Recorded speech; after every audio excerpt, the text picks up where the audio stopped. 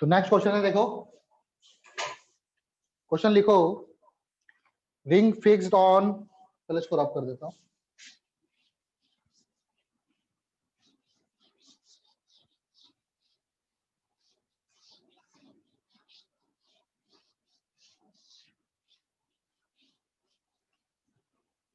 ring fixed on wooden wheel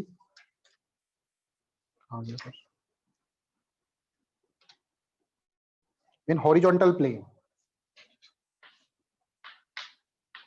Ring fixed on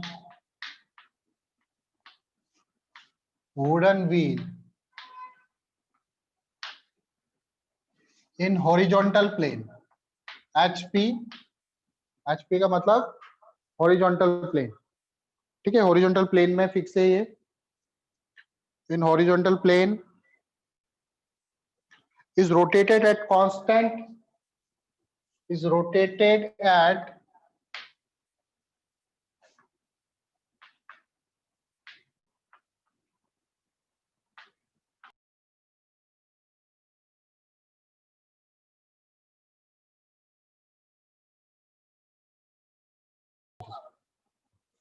ring is fixed on a wooden wheel in horizontal plane, is rotated at constant angular speed.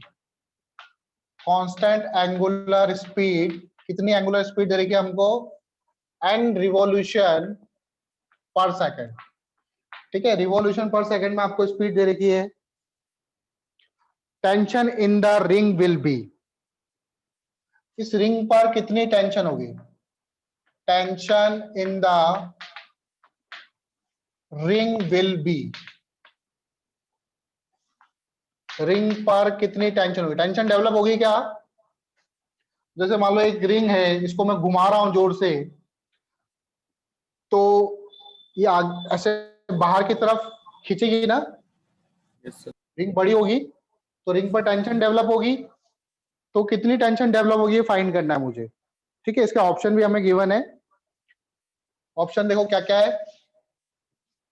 Option number 1 ml(n)², यही है, sorry ml²n, ml²n/2। Second option है ml² into n, and third option है आपका n² होना चाहिए, क्या होना चाहिए, आई थिंक n² ही होना चाहिए,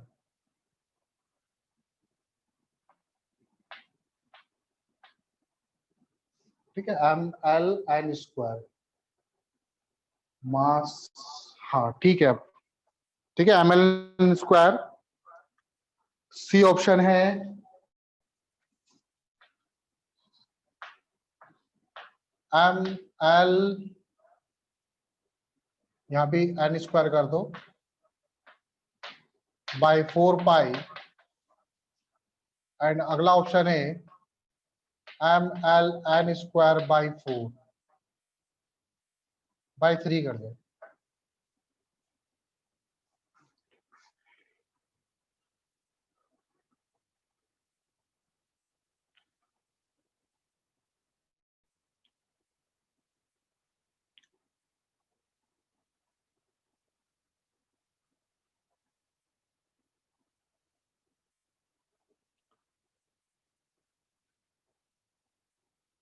ठीक है, तो कैसे करेंगे क्वेश्चन,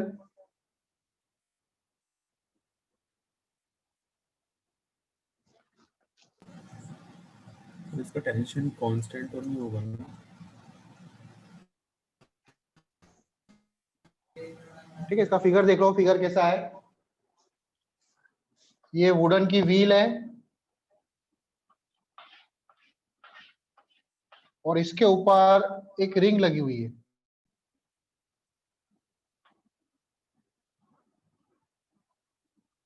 इस रिंग का मास है m और इस रिंग की फुल लेंथ है l, इस रिंग की लेंथ l है, मतलब इसका सरकमफ्रेंस, ठीक है, एंड रिवॉल्यूशन गिवन ही है हमको। तो देखो कैसे करेंगे हम लोग इस क्वेश्चन को, इसमें लगेगा इंटीग्रेशन, ठीक है, आई थिंक इंटीग्रेशन का यूज होगा इसमें। हम लोग क्या करेंगे, एक छोटा सा एलिमेंट कंसीडर करेंगे इधर, छोटा सा element that is this one. इसका मास ले लेंगे कितना, dm। ये मान लो एंगल बना रहा है यहाँ पे कितना, d थीटा। ठीक है, एक छोटा सा एलिमेंट कंसीडर करेंगे दैट इज dm। कितना एंगल बना रहा है ये, d थीटा आपका एंगल बना रहा है। ठीक, इस वाले पार्ट को जूम करके देखेंगे। इस वाले पार्ट को मैंने जूम करा, ये इसका सेंटर। टेंशन जो लग रही होगी इस पे, टेंशन ऐसे लग रही होगी, अलोंग द रिंग लगेगी टेंशन। ठीक है, टेंशन जो होती है वो अलोंग द रिंग लगेगी। ये और ये मान लो वर्टिकल लाइन, और ये मान लो हॉरिजॉन्टल लाइन। ये पूरा एंगल कितना था आपका, डी थीटा। पूरा एंगल कितना है, डी थीटा। तो ये हाफ वाला एंगल कितना हो जाएगा आपका, थोड़ा ध्यान से समझना क्वेश्चन, डी थीटा बाई 2। ये एंगल भी कितना हो जाएगा, डी थीटा बाई 2। और ये रिंग जो है वो क्या कर रही है, सर्कुलर मोशन कर रही है। ठीक है, सर्कल में घूम रही है, तो सर्कुलर मोशन करने के लिए सेंटीपीटल फोर्स की जरूरत होगी। तो यहाँ पर सेंटीपीटल फोर्स कौन प्रोवाइड कर रहा है, ये टेंशन। दिस टेंशन प्रोवाइड, लेकिन टेंशन का, इस टेंशन के भी कंपोनेंट होंगे। एक कंपोनेंट टेंशन का इस तरफ, एक कंपोनेंट टेंशन का नीचे की तरफ। अब देखो ये वाला एंगल डी थीटा बाई 2 है, तो ये वाला एंगल भी डी थीटा बाई 2 होगा, ऑल्टरनेट इंटीरियर एंगल। ये एंगल कितना होगा, D theta by 2। This angle is 90 minus D theta by 2, और अगेन ये वाला एंगल आपका डी थीटा बाई 2 होगा। टेंशन का इस तरफ कंपोनेंट आएगा कितना, t cos d theta by 2, और टेंशन का नीचे की तरफ कंपोनेंट आएगा t sine d theta by 2। उसी तरह से यहां पर भी ये वाला कंपोनेंट कितना हो जाएगा, t cos d theta by 2, और नीचे की तरफ कंपोनेंट होगा कितना, t sine d theta by 2। तो इसको जो necessary t cos d theta by 2 opposite में लग रहे हैं इस तरह से, तो ये तो क्या हो जाएंगे, कैंसिल आउट हो जाएंगे, ये और ये दोनों आपस में कैंसिल आउट। ये t sine d theta by 2 और ये टी साइन डी थीटा, ये इसको नेसेसरी क्या कर रहे हैं, सेंट्रीपिटल फोर्स प्रोवाइड कर रहे हैं। ठीक है, इसको रब कर रहा हूं मैं।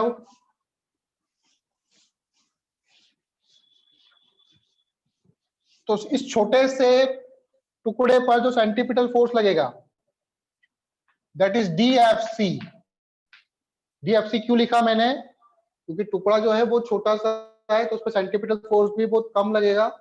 That is DFC equal to किसके बराबर होगा, 2t sine d theta by 2। अब पहले ये तो निकालो सेंट्रीपिटल फोर्स कितना लग रहा होगा इस पे।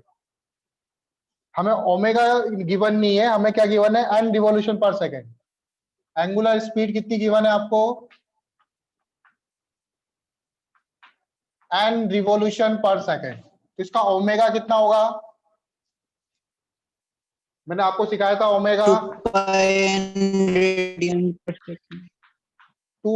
n रेडियन पर सेकेंड। 2 पाई से मल्टीप्लाई कर दो, जैसे 1 रिवॉल्यूशन, सॉरी एक चक्कर काट रहा है तो 2 पाई रेडियन पर सेकेंड, और n रिवॉल्यूशन कर रहा है तो 2 पाई n रेडियन पर सेकेंड। ये इसका ओमेगा हो गया।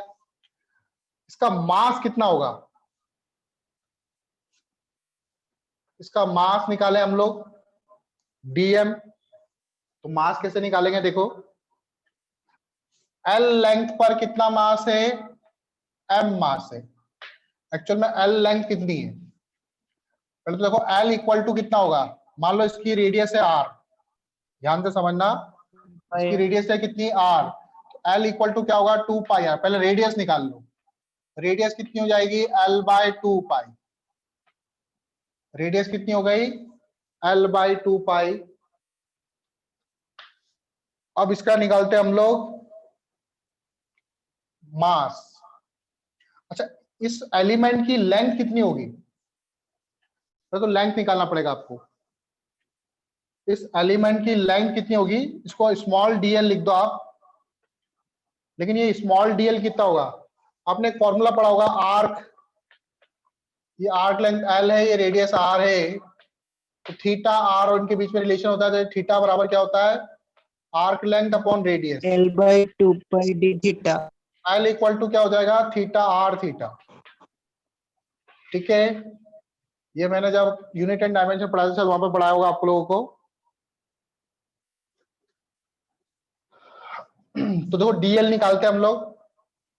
dl की वैल्यू कितनी होगी, ये यहाँ पर एंगल बना रहा है कितना, d थीटा, रेडियस इसकी r है, तो dl की वैल्यू क्या हो जाएगी, r इंटू डी थीटा। आप चाहो तो r की वैल्यू लिख दो, r की वैल्यू कितनी आई, l/2π इंटू डी थीटा।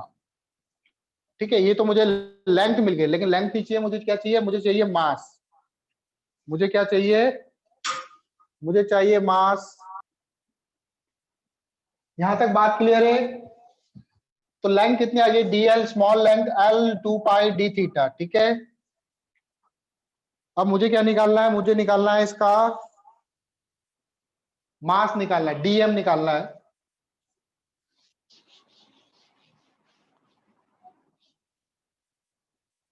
तो dm कैसे निकालोगे आप लोग, तो देखो 2πr लेंथ पर, 2πr लेंथ पर कितना मास है, m। यूनिट लेंथ पर कितना मास होगा, दैट इज m/2πr। और dl लेंथ पर कितना मास होगा, मैंने बोला यूनिट लेंथ का मास है m/2r 2πr, तो dl लेंथ का मास होगा m/2πr इंटू dl। ये क्या है आपका, ये आपका dm आया। dl लेंथ पर कितना मास होगा, m/2πr इंटू dl। ठीक है, तो dm की वैल्यू कितनी है, यहाँ पे लिखता हूं मैं, dm आएगा आपका m/2πr, आप चाहो तो, और dl की जगह ये लिख दो। ठीक है, इसको मत लिखो आप, r d थीटा लिख दो, r d थीटा, r से r कैंसिल, तो dm इक्वल टू हो जाएगा m/2π इंटू डी थीटा। ठीक है, तो अब सेंटीपिटल m पता चल गया आपको, मास पता चल गया छोटे से टुकड़े का, तो सेंटीपिटल फोर्स DFC कितना हो जाएगा, that is dm omega square into r। ये होता है dm omega square into r। अच्छा, r कितना था, अभी आया था हमारा l/2π, तो dm ओमेगा स्क्वायर l/2π लिख दो r की जगह। और DFC किसके बराबर है, that is 2t sine d theta by 2 के, तो 2t sine d theta by 2। अच्छा, dm की वैल्यू लिखी नहीं मैंने, dm की वैल्यू लिख दो m/2π into d theta omega square l/2π। अब ये जो एंगल है डी थीटा, हमने जो एलिमेंट लिया है बहुत ही स्मॉल लिया है, वो एंगल क्या लिया है, बहुत ही स्मॉल लिया है, since D theta is very small. D theta जो है बहुत ही स्मॉल है, तो जब एंगल स्मॉल होते हैं, मैंने शायद बताया हो आप लोगों को, साइन डी थीटा को मैं अप्रोक्सीमेटली लिख सकता हूं डी थीटा। एंगल अगर बहुत ही स्मॉल होते हैं, अगर आपको नहीं पता हो तो लिख लो, अगर इफ थीटा इज स्मॉल, तो sine theta can be write as theta, cos theta can be write as 1 and tan theta can be write as, इसको भी आप थीटा लिख सकते हो अगर एंगल बहुत ही स्मॉल है तो साइन डी थीटा को क्या लिख सकता हूं मैं, डी थीटा। यहाँ पे क्या था, साइन डी थीटा बाई 2, तो डी थीटा बाई 2 कर दो, तो साइन डी थीटा बाई 2 क्या हो जाएगा, डी थीटा बाई 2। ठीक है, देखो फाइनली क्या आएगा आपके पास, sine d 2t sine d theta by two को लिख सकता हूँ डी थीटा बाई टू, और यहां से देखो क्या है,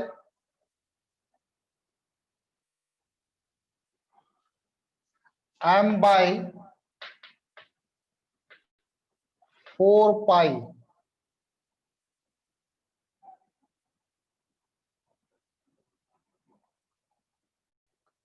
पाई स्क्वायर। अच्छा, ओमेगा की वैल्यू भी गिवन है मुझे 2 pi n into d theta. Omega की वैल्यू भी गिवन है मुझे कितना, ये हो जाएगा 4 पाई स्क्वायर, सॉरी यहाँ पे पूरा नहीं आ रहा है, 2t d theta by 2 m divided by 4 pi square d theta, omega की जगह 4 pi square n square l. 4 pi square से 4 pi square cancel, d theta से डी थीटा कैंसिल, और 2 से 2 कैंसिल, तो टेंशन इक्वल टू हो जाएगा m n square l. Finally tension आएगी आपके पास m n square into L